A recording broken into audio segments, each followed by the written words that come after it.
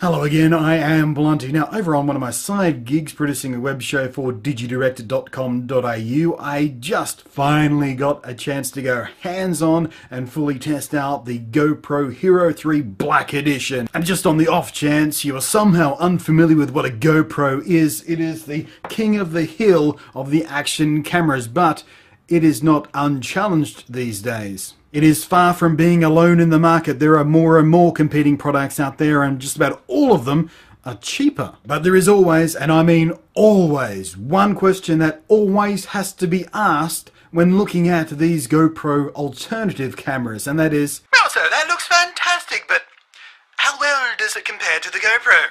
so let's just cut to the chase. Let's take GoPro's king of the hill, its top tier GoPro Hero 3 Black Edition, and put it up against one of its competitors. So let's go ahead and put them head to head in a shot-for-shot shootout video and see who comes out on top.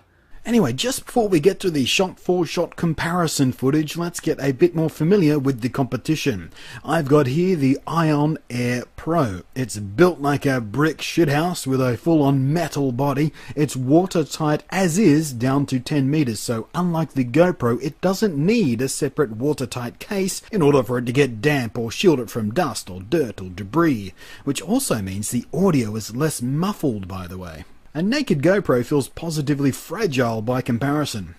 It's got a dead nifty vibrational feedback feature, so you can feel exactly what's going on with the camera without having to even look at it and wait for the blinking light or squint at the GoPro's miserable little LCD. And yes, you can even slap on a Wi-Fi module to get full-on control of your settings from an app on your phone.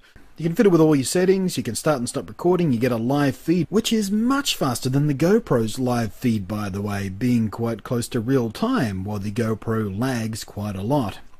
It's got an orientation sensor, so it flips the video automatically if you need to mount it upside down, instead of having to remember to set the option buried in a menu like you do on the GoPro. Its video feature set is much more limited than the Hero 3 Black. You've got a much reduced selection of resolutions and frame rates, but it still does the important ones: 1080p, 960p at 30 frames per second, and 720 at either 30p or 60p. And of course it also does still photos and has a time-lapse functionality built into it too. So, lacking the very high frame rate capabilities or the limited but cool 4K video resolution trick of the GoPro, the iON is less fancy than the Hero 3 Black. No question of it. But let's face it, while the Hero 3 Black is feature-rich and standing upon the success of its forebears and is already proving itself to have great image quality, for those who just need an ultra-tough action cam to get the damn job done, for those who don't need all the other bells and whistles, there's plenty of value in the iON, and there's plenty of money to be saved.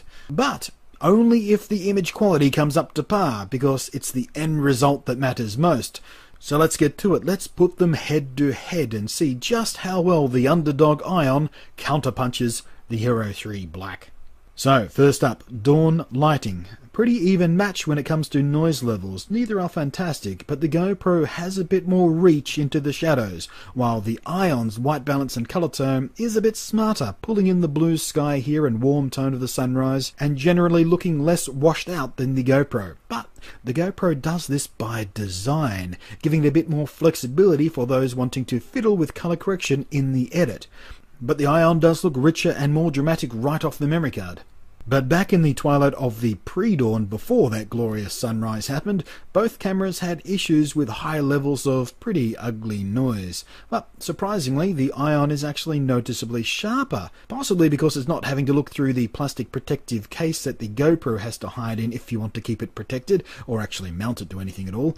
But again, the wider dynamic range of the GoPro gives it an edge in capturing detail in the shadows and murky places.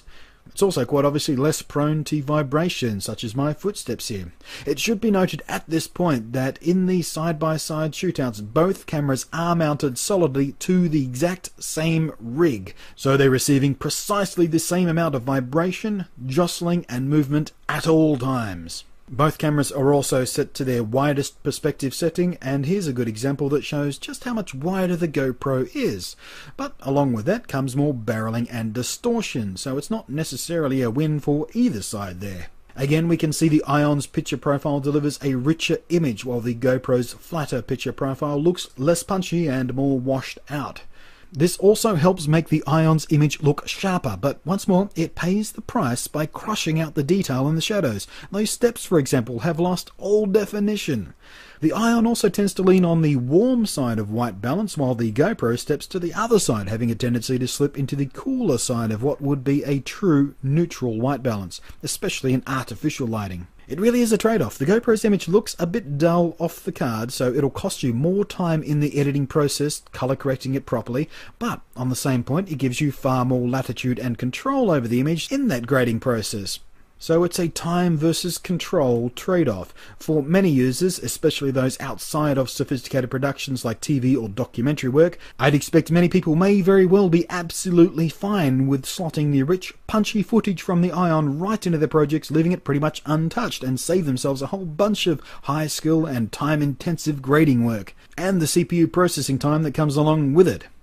Now when it comes to underwater work, the GoPro Hero 3 can go much deeper with its standard case approved for up to 60 meters diving, while the naked but watertight iON will go for 10 meters without issue.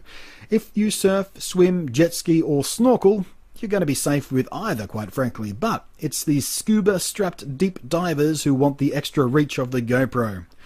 Clarity underwater though, well, the GoPro has an unmistakable edge, while the iON becomes quite soft indeed. So even the shallow diving schnorkelers may still want the GoPro here. Strapped to a bike on crappy Sydney roads lets us see just how well they deal with nasty transferred vibration, and while neither is especially smooth, it's clear the iON has a rougher time of it. This is also a good opportunity to compare the flare from bright light sources like the Aussie sun here too. I think the iON's, while perhaps more obvious, is a more attractive looking flare, while the GoPro tends to wash out just a little bit. And wait for it, in just a moment, bam, there's another well-known issue with the GoPro right there. And it affects any generation of the product, in fact. Its mounting system is a little bit prone to getting knocked about, either by vibration, as in this example, or indeed being knocked directly, while the iON has a standard tripod mount cut directly into its metal body, providing a significantly more secure mounting point. So it stayed put while I was forced to pull over and reset the GoPro's mount, which had flipped up to look at the sky instead of the road. You may also notice that the high-frequency vibration of my now idling engine is inducing a bit of wobbly jello effect in the iON. This is a very ugly issue, but this was the one and only time I ever saw it during my testing, so it's an extreme edge case issue unlikely to be a problem for most people. Even in stills mode, it's a tit-for-tat battle going on. Pretty much all the same results as video, except the iON is noticeably sharper. And this time it's not mostly because of that extra contrast. It really is genuinely sharper and more detailed rich, which is interesting. So, who comes out on top? Well, it's honestly 6 of one, half dozen of the other. It's a closer match than I was expecting. Neither is a clear winner, and both have their own list of pros and cons. So I'll be leaving it up to you folks to make your call in the comments section. All I can say for sure is that either choice is money well spent, and the iON Air Pro underdog put up a heck of a fight against the much praised and highly regarded GoPro Hero 3 Black. Well, that, I think I'm safe in saying, is a very interesting result indeed. The iON Air Pro versus the GoPro Hero 3 Black Edition, and interesting result. Let me know what you thought in the comments section, but that's it for me. Thanks for watching. I am Blunty, and I will catch you next time.